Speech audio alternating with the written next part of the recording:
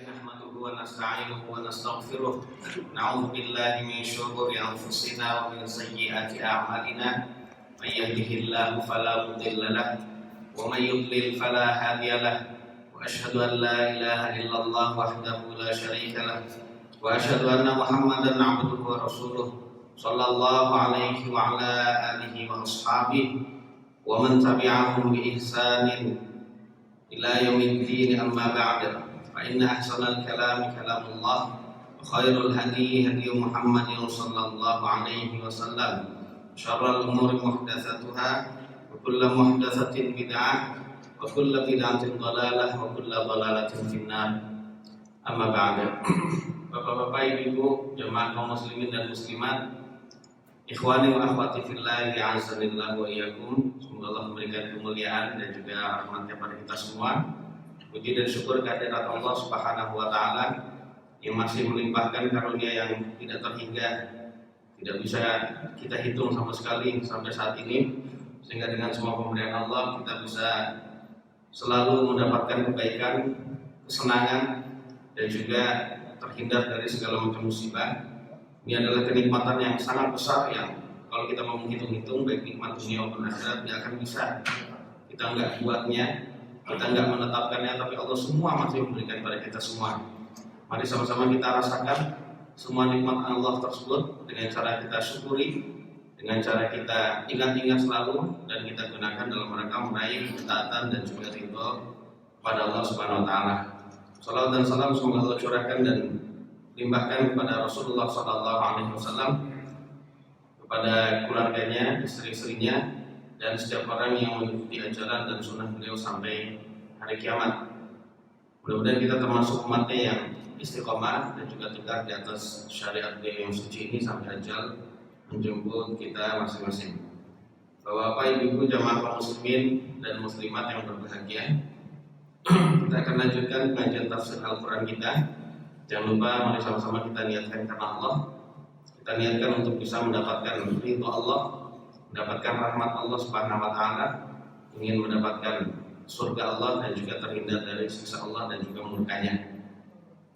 Dan kalau sudah niat karena Allah, maka insya Allah setiap ilmu yang kita pelajari, perjalanannya kita menuju tempat menuntut ilmu, atau bagi orang lain, bagi seorang ulama mungkin untuk ilmunya nggak berjalan, tapi maksudnya jalan di situ adalah dia membaca buku, kemudian dia menempuh cara-cara yang berat untuk bisa memutuskan dan juga menyimpulkan suatu ilmu yang sangat bermanfaat bagi umat.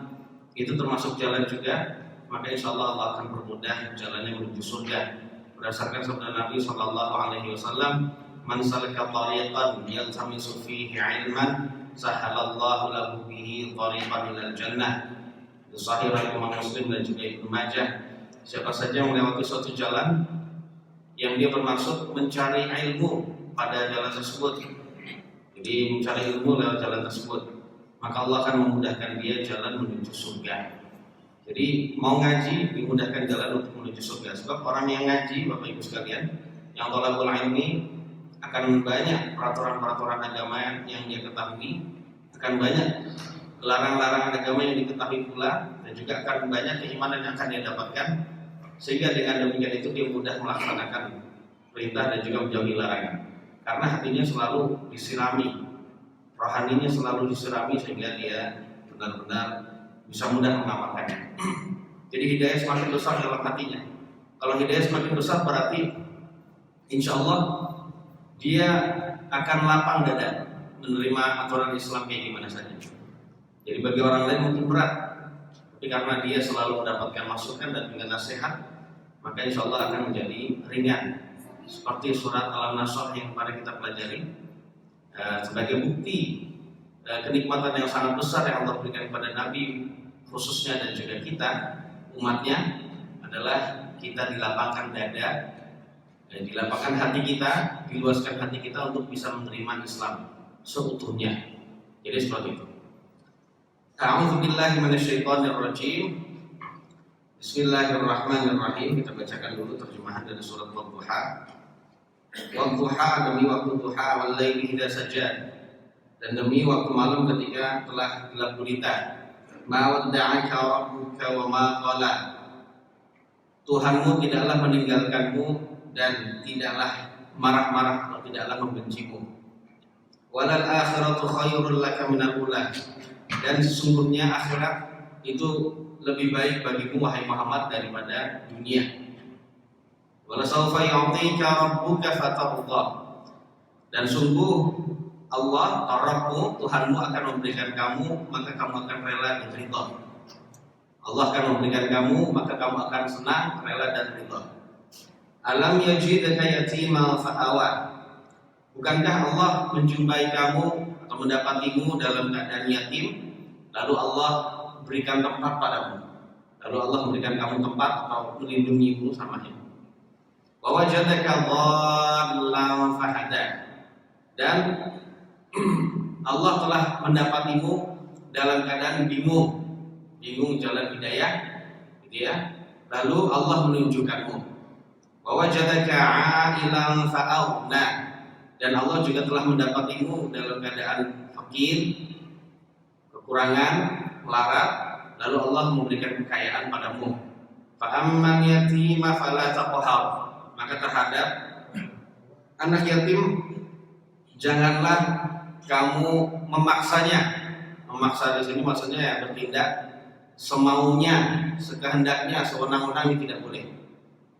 Wa ammas-sa'ila fala tanhar. Dan juga adapun juga kepada orang yang minta-minta maka janganlah kamu membentaknya, menghardiknya. Wa amma bi ni'mati rabbika fahaddits. Dan juga terhadap nikmat Tuhanmu maka ceritakanlah. Itu terjemahan secara bebas dari surat Ad-Duha atau Wadduha. Kita akan menjelaskan tafsirnya. Tafsir surat Wadduha. Bapak Ibu sekalian, jamaah kaum muslimin dan muslimat, azanillah wa iyyakum. Pertama, surat Wadduha ini semua ulama sepakat bahwasannya turunnya itu adalah di Mekah. Turunnya masalahnya adalah surat Makkiyah, yaitu surat yang turun sebelum periode hijrah, bahkan dia adalah turun di awal-awal Islam ya. Turunnya adalah di awal-awal Islam. Ya, intinya masih dalam periode Mekah, periode Makkiyah, makanya disebut surat Makkiyah. Kemudian para ulama ahli tafsir menjelaskan bahwasannya surat ini, jadi banyak dari ulama ahli tafsir gitu ya. Jadi memberi nama surat ini di kebanyakan mushaf-mushaf dan juga kitab-kitab tafsir serta kitab Jami'ut Tirmidzi atau Sunan At-Tirmidzi, suratnya adalah suratul Duha. Jadi di dalam banyak tafsir masyarakat muslimin wal muslimat, azanillah wa iyyakum, nama suratnya adalah suratul Duha. Jadi tanpa ada wawunya. Kemudian di dalam tafsir-tafsir yang lain yang juga banyak, dan juga di dalam Sahihul Bukhari. Jadi dalam kitab Sahihul Bukhari itu ada kitab tafsir. Nah, di situ Imam Al-Bukhari dan juga imam ahli tafsir lainnya itu menetapkan wawu. Jadi menamakan surat ini suratul Wadduha. Jadi bukan surat Ad-Duha, suratul Duha bukan, tapi surat Wadduha. Ya apapun namanya masyarakat muslim sekali, apakah surat Wadduha atau surat Ad-Duha, intinya adalah bunyi ayatnya sama. Ya gitu ya. Kemudian surat ini tadi kita jelaskan bahwasanya periode turunnya adalah periode sebelum Rasulullah SAW hijrah ke Madinah. Artinya beliau masih berdakwah di Mekah. Surat ini turun. Dan surat ini dianggap urutan turunnya adalah surat ke-11. Surat ke-11 ya. Di dalam urutan surat-surat yang turun kepada Nabi. Dan di sini dijelaskan di dalam tafsir At-Tahrir wa Tanwir oleh Imam Ibnu Ashur, Muhammad Qahir Ibnu Ashur, bahwasannya surat ini turun setelah surat Al-Fajr dan juga sebelum surat Al-Insyirah. Al-Insyirah surat Al-Nasrah itu. Dan ini adalah surat yang pertama dari Qisarul Mufassal. Jadi Qisarul Mufassal itu maksudnya surat-surat pendek yang paling pendek. Surat Mufassal yang pendek. Jadi Bapak Ibu sekalian, Quran itu suratnya kan panjangnya beda-beda. Makanya para ulama membagi-bagi surat Al-Quran itu menjadi beberapa nama, beberapa macam gitu ya. Ada surat disebut yang pertama As-Sab'un Tuwal. As-Sab'un Tiwal, As-Sab'un Tiwal, yaitu 7 surat yang panjang. Ya, kita tahu semua 7 surat yang panjang itu mulai dari awal saya apa? Al-Baqarah, Al-Fatihah jadi disebut ya. Al-Baqarah, Ali Imran, kemudian An-Nisa, kemudian apa lagi? Al-Maidah, kemudian apa lagi? Al-An'am, Al-A'raf, habis itu At-Taubah, diloncat. Jadi Al-Anfal tidak panjang, tapi At-Taubah yang panjang. Kemudian pembagian surat yang ada Zawatul Mi'in. Zawatul Mi'in itu surat-surat yang memiliki ayatnya ratusan. Ayatnya ratusan. Ya di bawah surat yang ini. Ada lagi yang disebut Al-Mufassal. Surat Mufassal itu surat yang agak pendek. Nah, surat Mufassal itu ada yang disebut Tiwalul Mufassal. Ada surat Mufassal yang panjang, ada surat yang Mufassal yang pendek, ada surat Mufassal yang sedang, ada surat Mufassal atau surat-surat yang pendek yang pendek betul. Nah, ini dimulai dari Wadduha sampai ke belakang. Nah, gitu ya. Jadi surat Mufassal yang pendek. Kemudian Bapak Ibu sekalian, para ulama ahli tafsir menjelaskan bahwa surat ini turun setelah terputusnya wahyu dari Nabi Shallallahu Alaihi Wasallam. Makanya kita sebelum menjelaskan tentang masalah surat ini, kita akan menjelaskan tentang sababun nuzul dari surat Ad-Duha atau surat Wadduha. Kenapa sih surat Ad-Duha itu turun? Jadi ceritanya begini, masyarakat sekalian. Jadi suatu ketika Nabi Shallallahu Alaihi Wasallam itu mengalami sakit. Beliau mengalami sakit, artinya sakit itu adalah jarinya itu berdarah. Jadi beliau sakit ringan, jarinya berdarah gitu. Sehingga jari-jari kakinya maksudnya. Sehingga beliau tidak bisa bangun malam selama 2 malam atau 3 malam. Nah gitu ya. Dan juga tentu saja ketika itu wahyu tidak datang kepada Nabi SAW. Jadi wahyu tidak datang pada Nabi dalam waktu tertentu. Nah nanti penjelasan ulamanya kita jelaskan. Nah kemudian ada seorang perempuan dari kalangan Quraisy itu berkata kepada Nabi SAW, ya Muhammad, ma'ara syaitanaka illa qad tarakak lam yaqarabka lailataini aw salasan. Kemudian karena tahu Nabi beberapa lama itu tidak diturunkan wahyu, maka saat itu ada seorang perempuan. Seorang perempuan ini adalah Ummu Jamil, namanya Arwa bintu Harb. Beliau itu adalah istri dari paman Nabi langsung, itu istrinya Abu Lahab. Yang pernah kita belajar itu ya waktu tafsir dari surat Al-Lahab itu atau surat Al-Masad. Jadi seorang perempuan ini namanya Ummu Jamil atau Arwa ini, dia berkata pada Nabi, wahai Muhammad, menurut saya setanmu itu telah meninggalkanmu. Menurut saya setanmu telah meninggalkanmu. Jadi maksudnya si Arwa ini berkata tentang Jibril, ngomong tentang Jibril. Jadi mengatakan Jibril itu adalah sebagai setan gitu ya.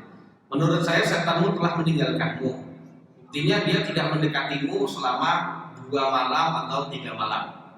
Maka akhirnya Allah turunkan surat Ad-Duha ini ya. Jadi seperti itu masyarakat muslim sekalian menurut riwayat ini.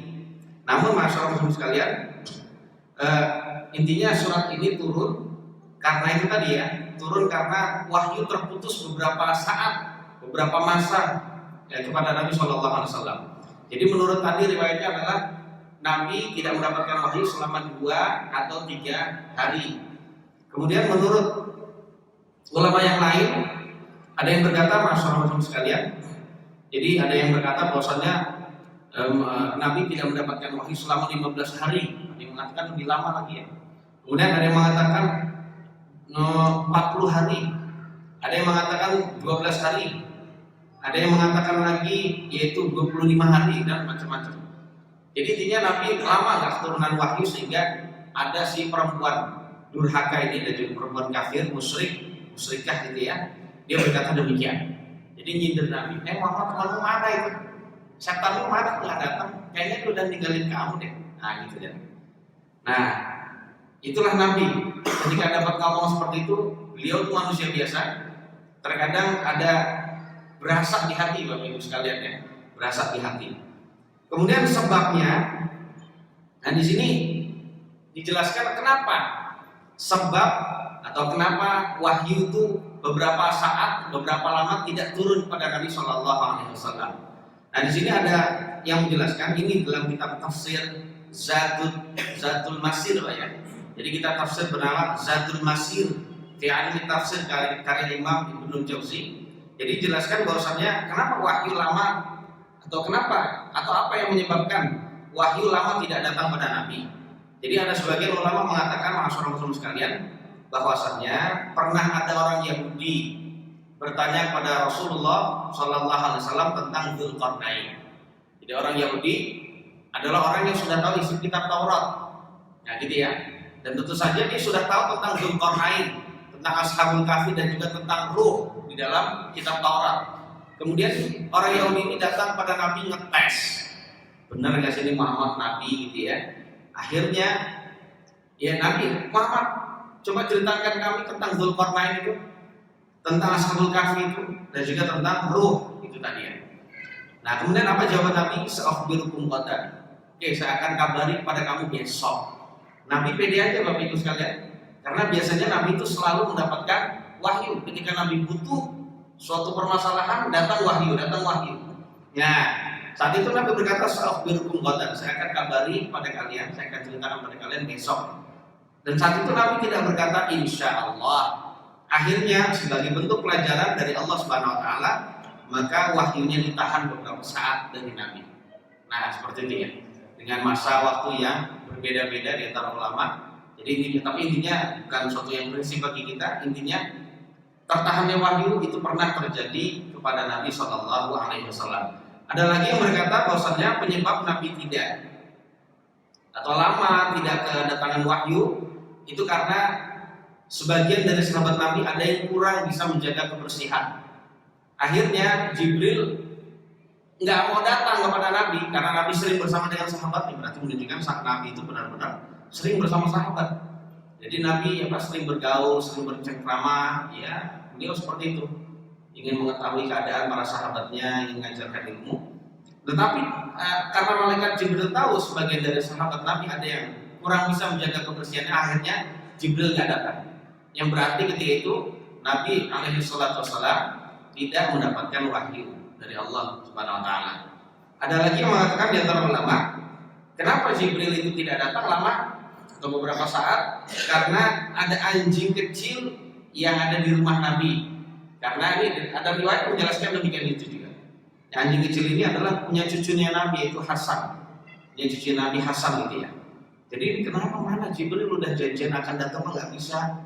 Akhirnya ketika Nabi keluar rumah, Jibril ada di luar. Kenapa Jibril kamu nggak masuk rumah saya? Karena di rumahmu itu ada anjing. Karena ini berdasarkan sabda Nabi yang lain, masyarakat sekalian, la tadkhulul malaikatu baitan fihi suratun wala kalbun wala junubun.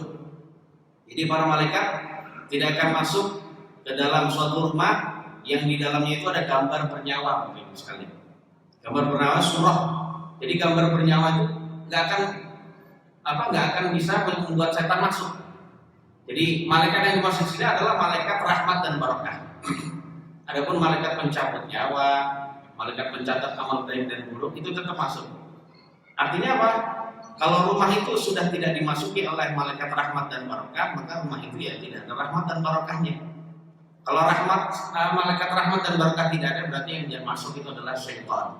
Jadi rumah atau para malaikat tidak akan masuk dalam rumah yang ada gambar bernyawanya, entah itu foto, jadi foto yang dipajang itu atau patung, nah gitu ya dan sebagainya. Artinya kalau punya foto ya sudah taruh di album saja gitu ya. Kemudian malaikat juga nggak akan masuk dalam rumah yang di dalamnya ada anjing. Mau anjingnya kecil, mau anjingnya gede, sama aja pokoknya anjing gitu ya. Nggak akan masuk gitu tadi. Dan juga malaikat tidak akan masuk ke dalam rumah yang di dalam rumah itu ada orang yang junub, sudah wajib mandi janabah, namun dia belum mandi. Mandinya ntar aja gitu ya. Ntar aja karena kedinginan gitu ya. Nah, karena kedinginan ya nggak apa-apa sebenarnya sih, nggak apa-apa, nggak masalah. Cuman makruh di dalam syariat kita.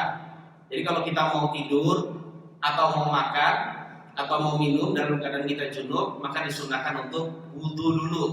Jadi wudu itu adalah litakhfifil janabah. Tujuannya adalah untuk bisa meringankan keadaan junub, untuk keadaan junub ya dalam diri kita.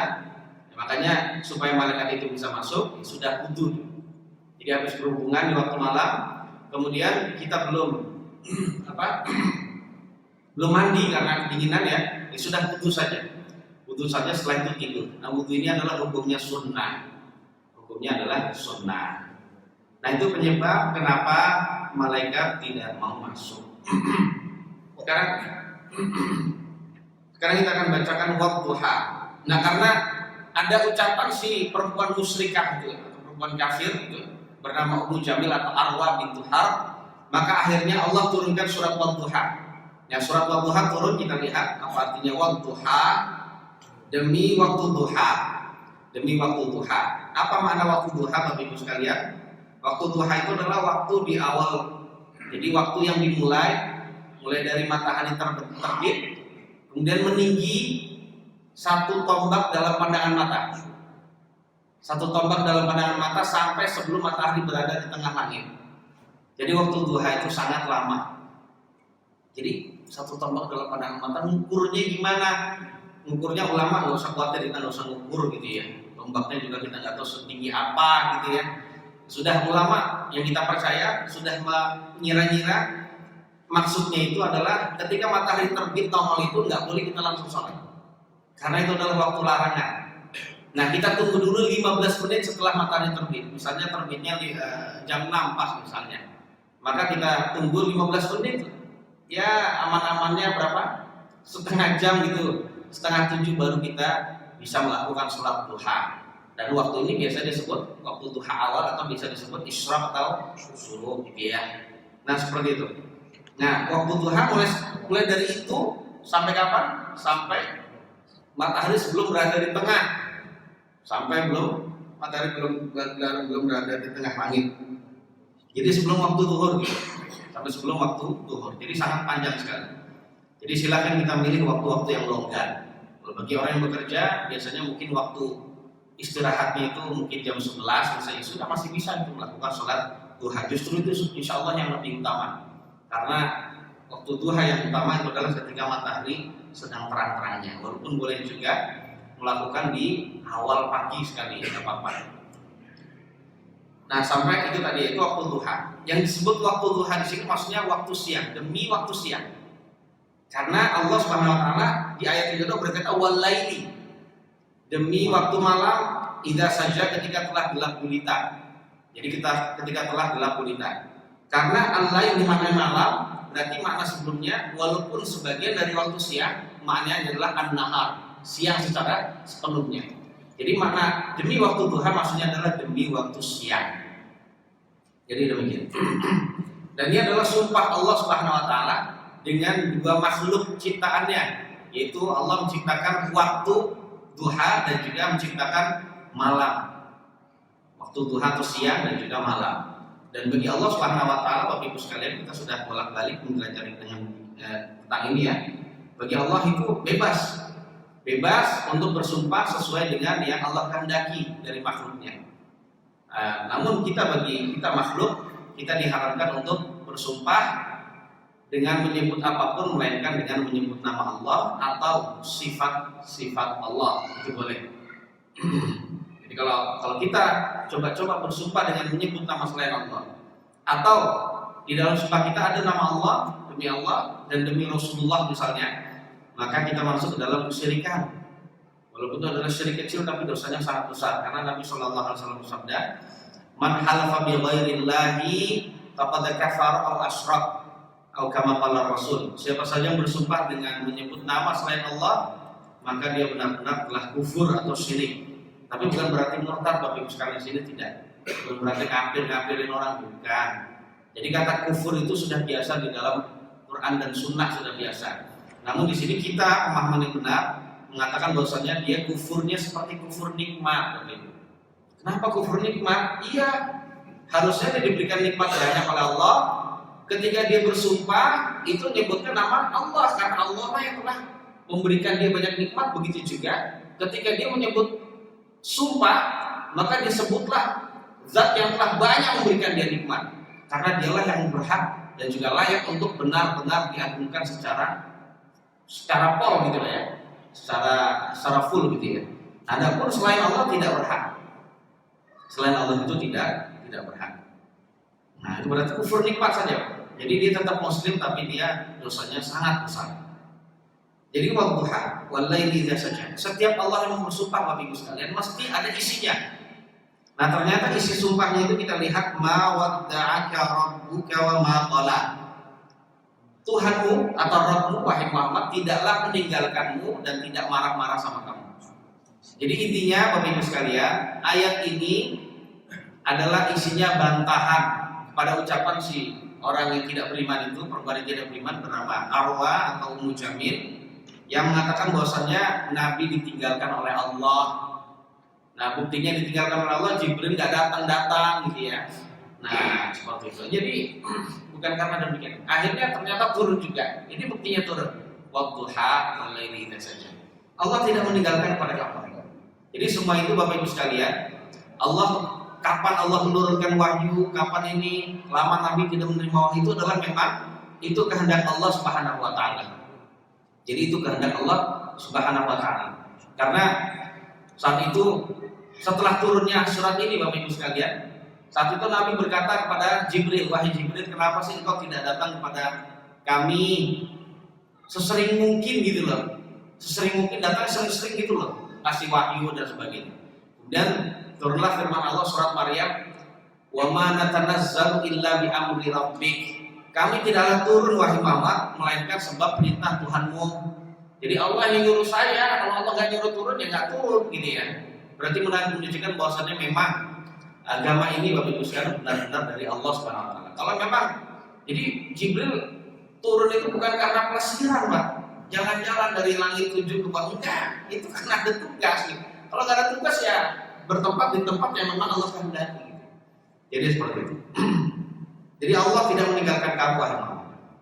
Nah, namun Allah memberikan wahyu, kadang nggak dikasih wahyu beberapa lama. Itu ada hikmahnya Bapak Ibu. Dan sebagian ulama mengungkap hikmahnya Nabi lama beberapa lama tidak mendapatkan wahyu itu diantaranya adalah supaya perintah-perintah dari ayat yang sebelumnya itu benar-benar diamalkan dulu. Sehingga ketika Allah tahu Nabi itu sudah benar-benar bisa menerapkan ayat-ayat atau surat-surat wahyu-wahyu yang telah diturunkan sebelumnya dan sudah siap menghadapi surat yang baru, maka saat itu Allah turunkan wahyu yang baru, dan itu hanya Allah yang tahu Bapak Ibu. Jadi seperti itu. Jadi ibaratnya kalau besoknya ada numpuk pelajaran yang kalau bagi kita susah ngapalin gitu Pak ya. Kemudian walal akhiratu khairul laka minal ula. Jadi dengan turunnya ayat 3 ini surat Al-Duha ini, yang pertama, 2 dan 3, ini intinya adalah sebagai penghibur bagi Nabi dan juga kabar gembira. Alhamdulillah Allah tidak seperti yang dibilang sama siapa? Sama orang kafir itu, bahwasanya Allah meninggalkan saya. Bukan. Nah, dengan ada demikian itu Nabi dibela Bapak Ibu. Ya, kurang ajar kan, Jibril dikatakan setan gitu ya. Kemudian walal akhiratu khairul laka minal ula. Ini juga termasuk isi sumpahnya. Dan sesungguhnya akhirat itu lebih baik bagimu wahai Muhammad daripada dunia. Jadi seperti itu. Akhirat itu lebih baik bagi kamu daripada dunia. Apa maksudnya Mas sekalian? Jadi kalau kita lihat dari terjemahannya singkat ya, gampang-gampang aja, akhirat lebih baik daripada dunia. Artinya apa yang Allah berikan pada kamu nanti di akhirat itu lebih baik daripada dunia. Nah, seperti itu ya. Walaupun sebenarnya Bapak Ibu, Nabi diberikan kenikmatan dunia yang paling mulia, yaitu kenabian. Namun kenapa kenikmatan seperti itu bagi Nabi, jadi kenikmatan apapun yang ada di dunia itu masih dianggap sedikit.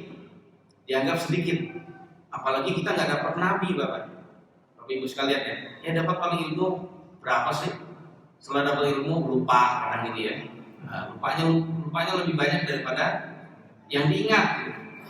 Nah, Nabi jadi kenikmatan apapun yang diberikan oleh Allah kepada Nabi itu lebih baik. Walaupun Nabi itu diberikan yang paling mulia, itu saja masih nggak ada apa-apanya dibandingkan akhirat. Ya, apalagi kita baru punya mobil satu aja, udah jaya gitu Pak ya, udah merasa dirinya paling kaya, paling mulia. Nggak ada Bapak Ibu sekalian ya.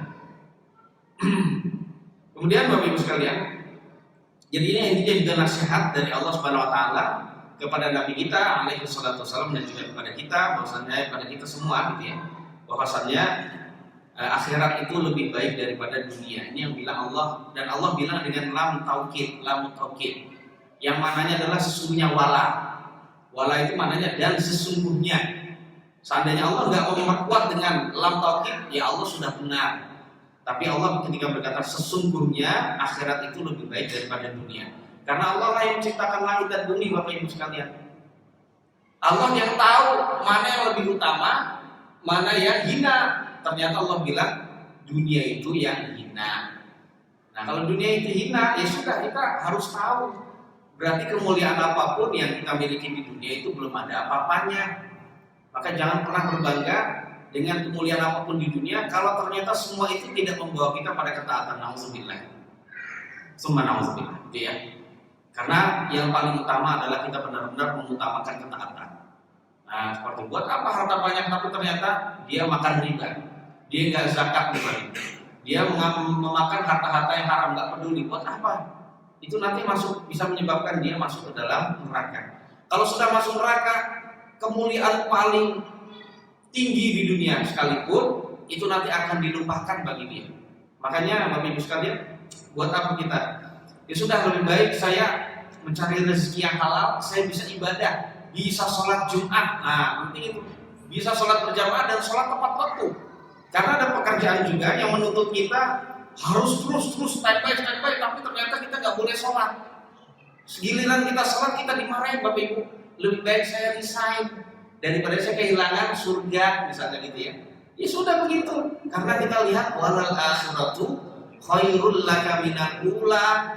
Insya Allah dengan yakin Bapak Ibu, karena wa may yattaqillaha yaj'al lahu makhraja wa yarzuqhu min haitsu la yahtasib.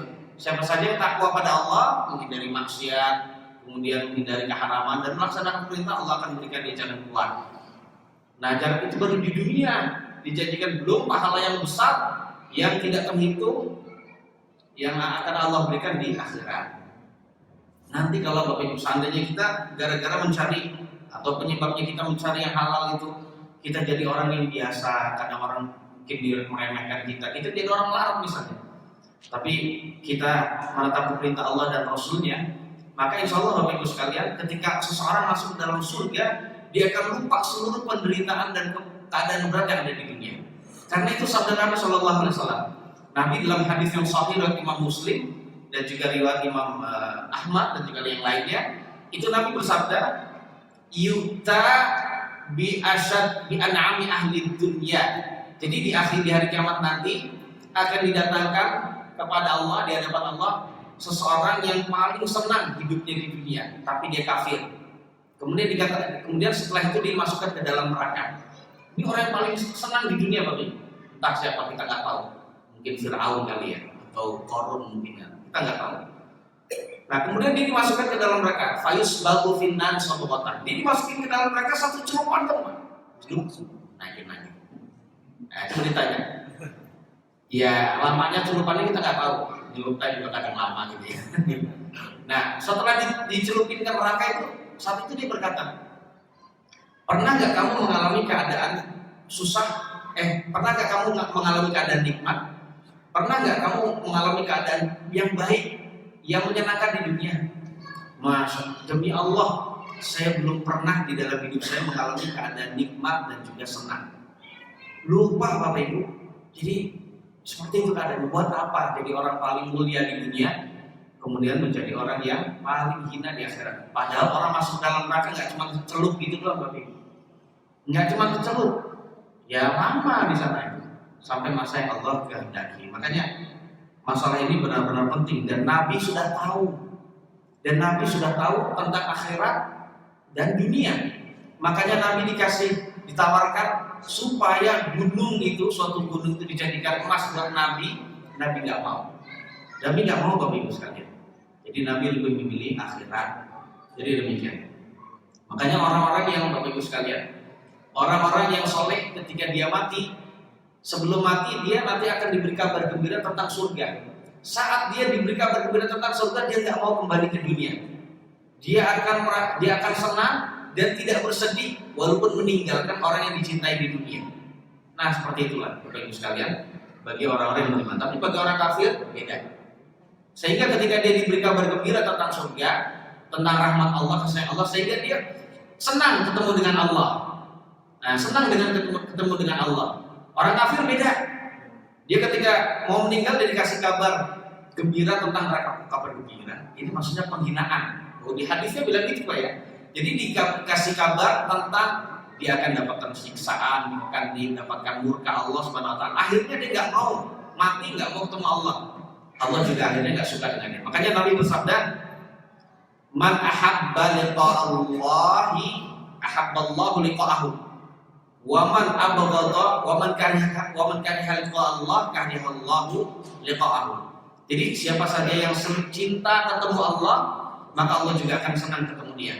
Siapa saja yang benci ketemu Allah, maka Allah juga akan benci ketemu dia. Nauzubillah min dzarrahatillah. Ya semoga Allah memberikan kita taufik untuk bisa lebih mengutamakan akhirat daripada dunia. Kemudian wala saufa yu'tika rabbuka fatardha, dan sesungguhnya lah, di sini maknanya sesungguhnya atau sungguh ya. Dan sesungguhnya Tuhanmu atau Rabbmu akan memberikan kamu wahai Muhammad, lalu kamu akan ridha. Kamu akan rela, kamu akan senang. Itu terjemahannya. Maksudnya apa Bapak Ibu sekalian? Maksudnya dari kata Imam Asy-Syaukani dalam kitab tafsirnya itu Fathul Qadir.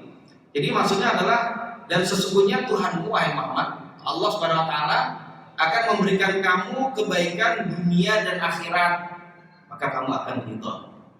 Nah, gitu ya. Nah, termasuk kebaikan dunia dan akhirat, kebaikan tersebut yang dimaksud adalah yang paling utama adalah diterima syafaatnya Nabi untuk umatnya. Nah, seperti itu. Jadi di dunia diberikan diberikan kebaikan berupa kenabian, berupa Al-Quran Bapak Ibu sekalian. Nah, gitu ya. Di akhirat juga demikian. Kebaikan untuk Nabi di akhirat itu juga banyak. Termasuk Nabi diberikan syafaat untuk umatnya.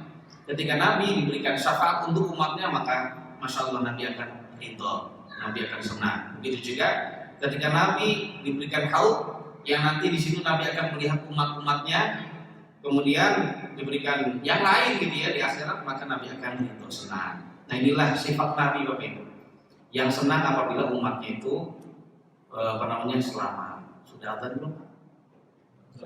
Sudah. Monggo. Udah lewat tadi apa? Oh baru.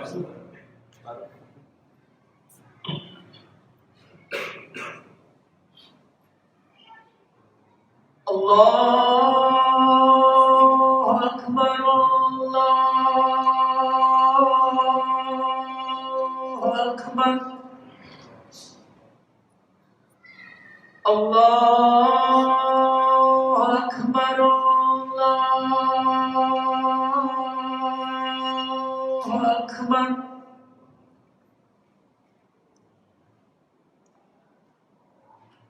Asyhadu an la ilaha illallah.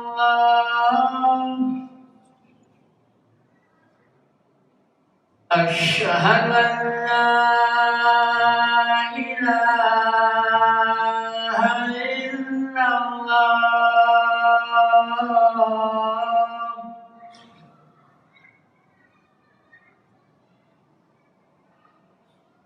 Asyhadu anna Muhammadar Rasulullah.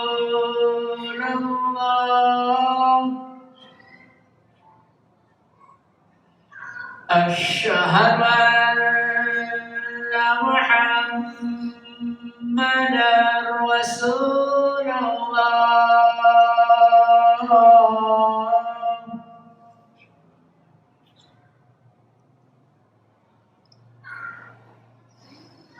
Hayya 'alas salah.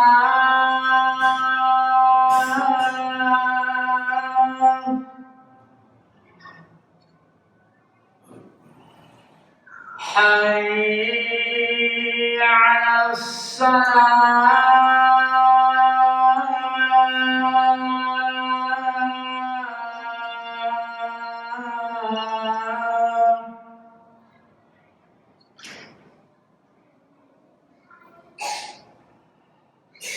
حي على الفلاح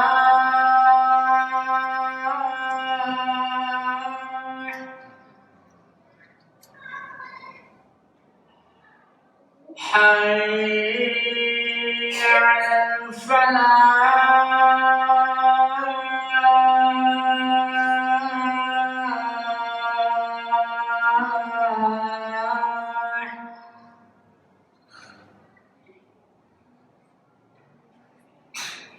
الله أكبر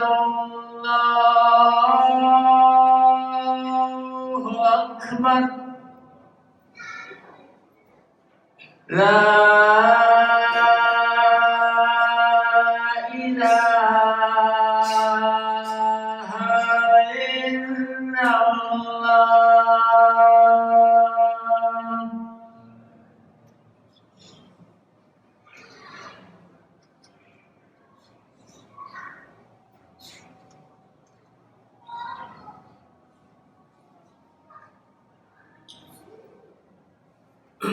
Jadi Bapak Ibu sekalian,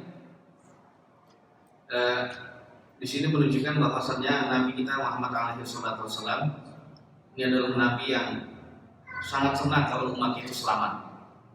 Ya, buktinya Nabi kita Muhammad SAW di dalam hadis-hadis kita yang lain dan hadis-hadis beliau yang lain, sabda beliau yang lain, itu beliau pernah bersabda, "Khuyyirtu baina syafa'ati wa baina ayyadkhula syatru ummatil jannah fakhtartu syafa'ah."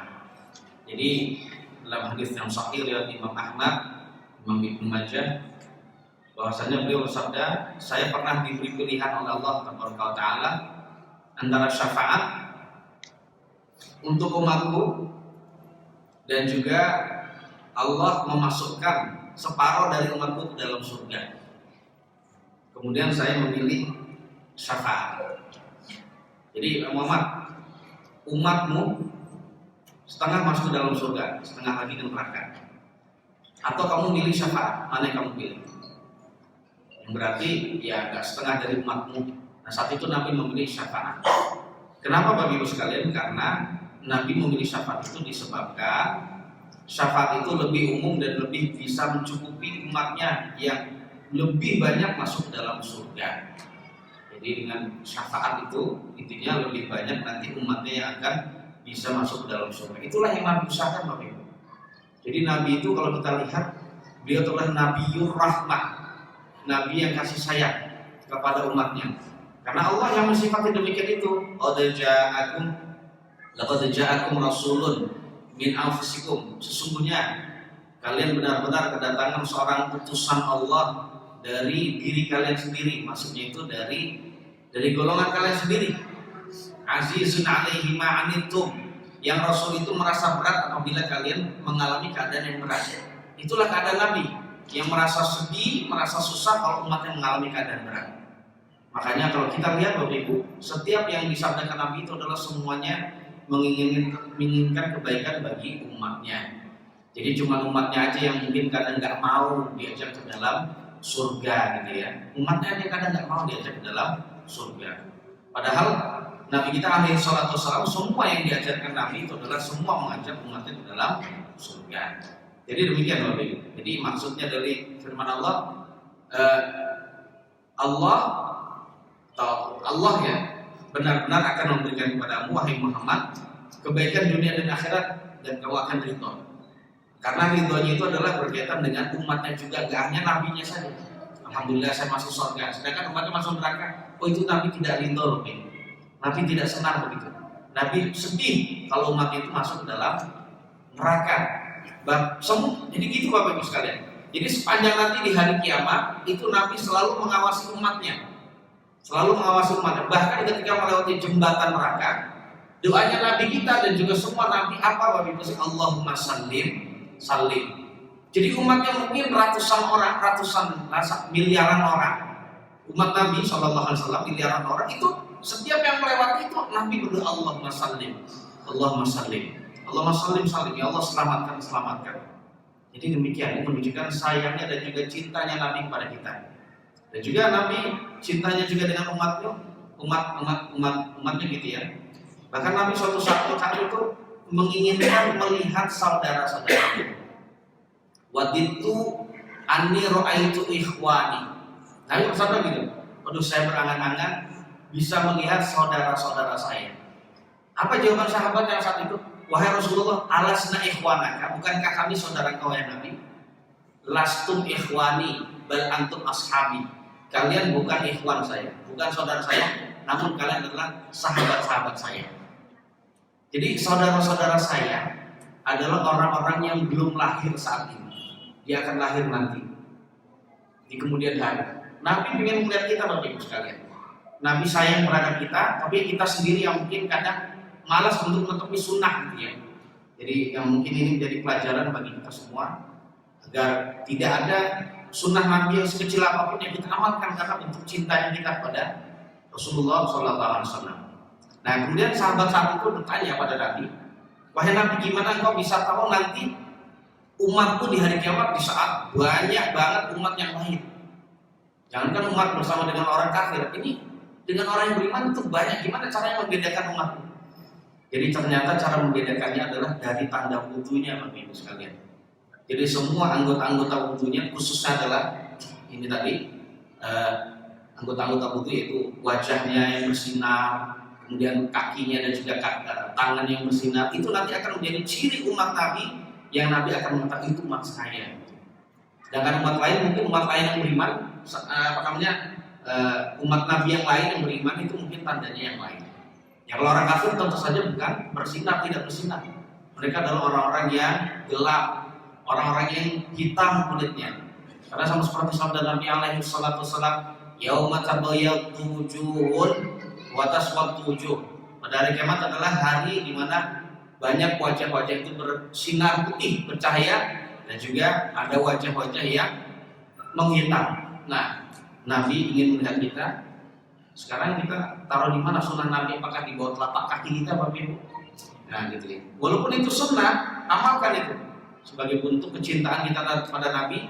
Maka saat kita mengamalkannya, maka insya Allah kita akan mendapatkan pahala dari Allah Subhanahu wa Ta'ala. Wallahu a'lam bishawab. Ini ayatnya masih banyak. Insya Allah kita akan lanjutkan pada pertemuan yang akan datang. Semoga Allah memberikan tambahan faedah, tambahan manfaat, tambahan ilmu dan amal bagi saya dan juga bagi Bapak Ibu sekalian. Begitu dia semakin tambah cinta kita pada Nabi kita Muhammad SAW yang selalu menghendaki baik kepada kita semua dari ajaran-ajaran beliau yang suci ini, agar kita benar-benar bisa selamat di dunia dan juga di akhirat kelak. Dan kekurangannya mohon maaf yang sebesar-besarnya. Atas perhatiannya kami syukur jazakumullah khairan. Subhanakallahumma bihamdik asyhadu an la ilaha illa anta astaghfiruka wa atubu ilaik. Wassalamualaikum warahmatullahi wabarakatuh.